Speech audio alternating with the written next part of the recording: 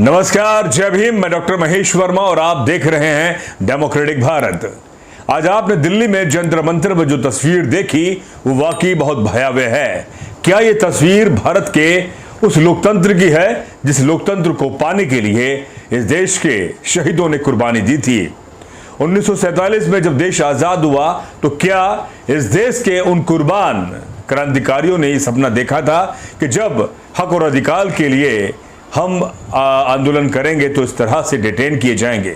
वो देश की बेटियां जो देश का नाम रोशन करने के लिए पूरी दुनिया में परचम लहरा रही थी, लेकिन आज वो अपने इज्जत के लिए और अपने अधिकार के लिए और अपने गौरव के लिए जब वो 1 महीने से ज्यादा दिल्ली के जंतर मंतर पर डटी रही और आंदोलन कर रही थी, लेकिन देश के प्रधानमंत्री के हुक्म के आधार पर उन्हें डिटेन किया गया और रात तकरीबन देर शाम उन्हें रिहा किया गया।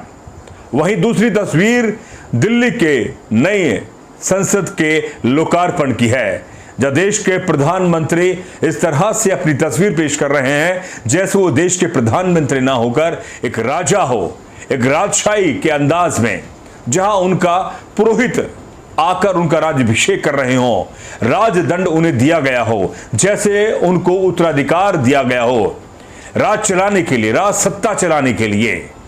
सवाल यह पैदा होता है कि क्या यह देश लोकतंत्र प्रदत्त संविधान से चलेगा या जो तमिलनाडु से आए जो साधु संत पंडित पुरोहित हैं, न जाने वो किस मान्यताओं के पुरोहित हैं जिन्हें संसद में बिठाया गया और जिनसे पूजा और मंत्र का उच्चारण किया गया। क्या ये संसद कानून बनाने का केंद्र है या इन बाबाओं को बैठाकर मंत्र उच्चारण करने का केंद्र है? सवाल यही है। आज इस देश के जो जनता है, प्रधानमंत्री के ऐसे लोकार्पण पर कुछ हद तक लोग तालियां बजा रहे हैं, तो मुझे उन पर भी शक और शुबा होता है कि नंबर तुम्हारा भी आएगा। जब देश की ये बेटियां संसद पर धरना दे रही थी तो उनसे कई पत्रकार सवाल कर रहे थे कि आप तो एक ताकतवर समाज से आते हैं, आपके पास सत्ता भी है, ब्यूरोक्रेट्स भी हैं, नेता भी हैं, क्यों अब आप सड़कों पर उतरे हैं? क्यों आपने अधिकार पाने के लिए सीधे प्रधानमंत्री से वार्ता क्यों नहीं करी? लेकिन नहीं, इस देश के प्रधानमंत्री के साथ साथ जो तमाम जो लोग हैं उन पर भी अब सवाल निशान ये पहलवान के साथ साथ वो सामाजिक कार्यकर्ता, पत्रकार, न जाने ऐसे कितने बुद्धिजीवी उठा रहे हैं कि जिस व्यक्ति पर पोस्को एक्ट के तहत मामला दर्ज किया गया वो अभी तक गिरफ्तार क्यों नहीं है? क्या इस देश का सुप्रीम कोर्ट ने स्वतः संज्ञान क्यों नहीं लिया? हाई कोर्ट ने स्वतः संज्ञान क्यों नहीं लिया? क्यों स्वतः संज्ञान नहीं लिया कि क्यों आखिर दिल्ली की पुलिस उसे गिरफ्तार नहीं कर रही? क्यों दिल्ली के कमिश्नर को क्यों नहीं बुलाया गया सुप्रीम कोर्ट में? वजह क्या है? साफ तौर पर वजह है कि गृह मंत्री और प्रधानमंत्री नहीं चाहते कि ब्रजभूषण शरण सिंह गिरफ्तार हो, क्योंकि वो जिस जाति से आते हैं उस जाति का दम उत्तर प्रदेश में उनके सीएम योगी आदित्यनाथ दिखा रहे हैं। ये सवाल पैदा हो रहा है, ये सारे सवाल कार्यकर्ता, सामाजिक कार्यकर्ता के साथ साथ पत्रकार, बुद्धिजीवी, तमाम लोग उठा रहे हैं। अगर यही ब्रजभूषण शरण सिंह कोई दलित होता या मुस्लिम होता तो क्या अभी तक खुलेआम इस तरह की बयानबाजी कर रहा होता? क्या वो गिरफ्तार नहीं होता? क्या वो सलाखों के पीछे नहीं होता? ये सवाल उठाए जा रहे हैं। लेकिन आज जिस तरह से राजदंड का जो पहला दंड दिया गया उन बच्चियों पर, ये राजदंड ये आपको साफ तौर पर दर्शा रहा है कि ये राम राज्य का, हिंदू राष्ट्र का पहला कानून है। जी हां, जहां कहा जाता है कि राम राज्य के अंदर सबको समान अधिकार होगा, सबके साथ समानता होगी, राजा राजा होगा, राजा सबके साथ न्याय करेगा, लेकिन उसमें वही राम राज्य के अंदर शूद्र, अति शूद्र वंचित, दलित, आदिवासी का क्या हाल होगा? वो हाल जो आज आप देख रहे हैं वही हाल होगा जो इस समय देखने को मिल रहा है। जी हां, क्या प्रामाणिकता है राजदंड की? क्या कोल कपोल धारणाओं के आधार पर मीडिया में जिस तरह से राजदंड को दर्शाया गया, पेश किया गया और मीडिया द्वारा, सोशल मीडिया द्वारा, आईटी सेल द्वारा घर घर में ये प्रदर्शित किया गया कि ये राजदंड राज सत्ता का सबसे बड़ा एक ऐसी वस्तु है जिससे राज सत्ता जब कोई राजा ग्रहण करता है तो उसे पुरोहित या सत्ता का हस्तांतरण करने के लिए दिया जाता है। मानते हैं कि ये आपकी कोल कपोल धारणाओं पर आधारित कहानी है, तो क्यों आखिर इस बदलते दौर में, इस वैज्ञानिक दौर में इस राजदंड की क्या प्रामाणिकता है, इस पर सवाल निशान क्यों नहीं उठाए जाते? लेकिन जिस तंत्र की, जिस व्यवस्था की और जिस विचारधारा की सरकार है वो यही चाहती है, राजदंड, पुरोहितवाद, ब्राह्मणवाद, मनुवाद, तमाम वादों को समहा करके वो इस तरह की सरकार बना सत्ता चलाने चाहती है। आज आपने जो तस्वीर देखी है दिल्ली में, किस तरह से बच्चियों को डिटेन किया गया और उनको जबरदस्ती उनको बसों में ठूस कर आज जेल में ठूस दिया गया और देर शाम उन्हें छोड़ा गया। सवाल यह है कि लगभग 1 महीना हो चुका है इस आंदोलन को, लेकिन देश के प्रधानमंत्री ने एक शब्द नहीं बोला, जबकि वो मन की बात में ना जाने ऐसे कौन कौन से बातों को वो बोलते हैं। लेकिन देश की बेटियां जो ओलंपिक खेलकर देश में पदक लेकर आई और देश का नाम रोशन किया, लेकिन आज वो भी सुरक्षित नहीं है। सवाल उठाया जा रहा है, सवाल यही है कि यही चलता रहा तो वो दिन दूर नहीं जब इस देश के अंदर मनुवाद, ब्राह्मणवाद पूरी तरह से चरम पर होगा और यही स्थिति सभी के साथ होगी जो आज जंतर मंतर पर देखने को मिल रही है। आज किसान नेता राकेश टिकैत और उनके तमाम कार्यकर्ता गाजीपुर बॉर्डर पर बैठ गए हैं और दिल्ली के आसपास के बॉर्डर पर बैठ गए हैं और आज से ही वो सरकार से सीधे सवाल उठा रहे हैं कि जिस व्यक्ति के खिलाफ मामला दर्ज है उसे गिरफ्तार क्यों नहीं किया गया, उसके खिलाफ मामला क्यों नहीं चलाया जा रहा, क्यों सजा नहीं हो रही।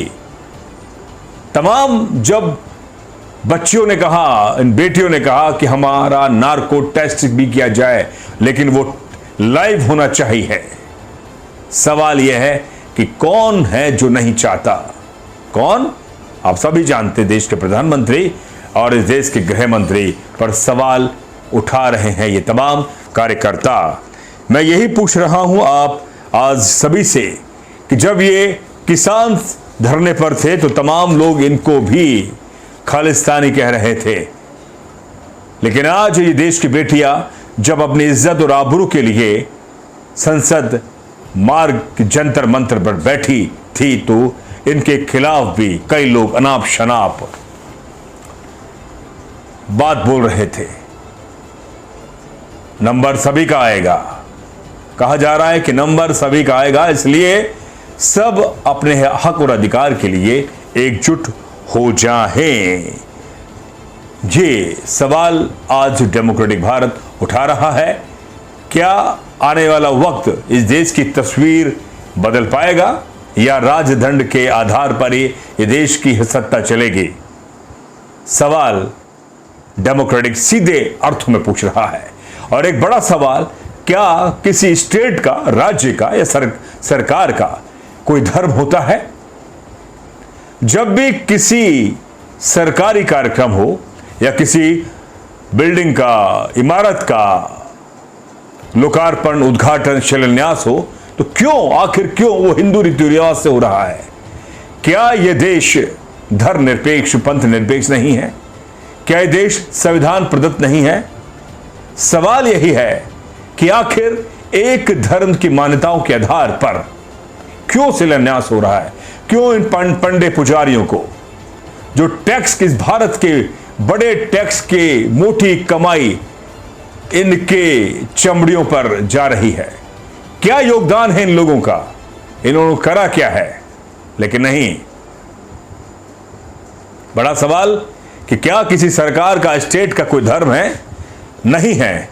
किसी भी व्यक्ति का वो अपना निजी संपत्ति पर कोई भी कार्यक्रम करे तो वो किसी भी धर्म का हो, वो वहां पर अपने धर्म के आधार पर मुहूर्त कर सकता है। लेकिन सरकारी जो सरकार है, अगर वहां पर हिंदू धर्म की मान्यताओं के आधार पर शिलान्यास उद्घाटन होता है तो यह सरासर इस देश की लोकतांत्रिक व्यवस्था, संविधान का घोर उल्लंघन है। आखिरी में बड़ा सवाल, जब संसद का शिलान्यास किया गया तब देश के राष्ट्रपति को नहीं बुलाया गया, रामनाथ कोविंद को नहीं बुलाया गया, वो दलित थे। इस बार जब संसद का लोकार्पण किया गया, देश की जो पहली नागरिक और संविधान की संरक्षक, तीनों सेनाओं की संरक्षक राष्ट्रपति द्रौपदी मुर्मू को नहीं बुलाया गया। सवाल यही है, वो आदिवासी हैं, आपकी वर्ण व्यवस्था के अंदर वो सबसे निचले स्तर पर हैं, इसीलिए आप लोगों ने उन लोगों को नहीं बुलाया। अगर ये ब्राह्मण होते तो क्या शिलान्यास पे और उद्घाटन पर, लोकार्पण पर नहीं बुलाया जाता? बड़ा सवाल यही है। जनता पूछेगी और लगातार पूछेगी, और जनता के अंदर चेतना आ रही है। बाबा साहब का जो विचार है वो जन जन तक पहुंच रहा है और वही सवाल उठा रहा है। अभी भी जो लोग डिटेन किए गए वो एक प्रभुत्वशाली, शक्तिशाली समाज से आते हैं, लेकिन अगर भी उनका बड़ा स्तर पर बड़ा समाज अगर नहीं समझा तो यह स्थिति बदस्तूर जारी रहेगी और नंबर सबका आएगा। इसीलिए नंबर सबका नहीं आए, इसलिए आप सभी को एकजुट होना पड़ेगा। और ये जो आंदोलन है बेटियों का, मुझे लगता है कि आने वाले समय में अब ये और ज्यादा लंबा चलेगा और दिल्ली के आसपास के तमाम बॉर्डरों पर ये अपनी तस्वीर एक बार फिर किसान आंदोलन की तरह आगे दिखाएगा, जिससे कि जनता को और ज्यादा जागरूक कर बेटियों के हक और अधिकार के लिए लड़ा जा सके। साथियों, आप अपने विचार जरूर डेमोक्रेटिक भारत पर लिखकर भेजें कि आप किन किन मुद्दों पर और इस मुद्दे पर आप क्या कहना चाहते हैं, और आप हमें सवाल उठाएं कि आप कि डेमोक्रेटिक भारत लगातार इस तरह के मुद्दों पर अपनी आवाज को बुलंद करें। आपकी आवाज, आपकी राय हम सब के लिए बहुत ज्यादा महत्व रखती है। और आखिरी में मैं ये कहूंगा कि डेमोक्रेटिक भारत को सब्सक्राइब करें, लाइक करें यूट्यूब चैनल को, और साथ ही हमारा फेसबुक पेज, उसे भी फॉलो और लाइक कर सकते हैं। और जो नंबर नीचे दिए जा रहे हैं उस पर, ये हमारा फोन पे नंबर है, आप डेमोक्रेटिक भारत को आर्थिक मदद पहुंचा सकते हैं, जिससे कि हमें आर्थिक संबल प्रदान हो और हम आपके लिए हक और अधिकार के तहत अपनी पत्रकारिता करते रहें। दीजिए महेश वर्मा को इजाजत। शुक्रिया।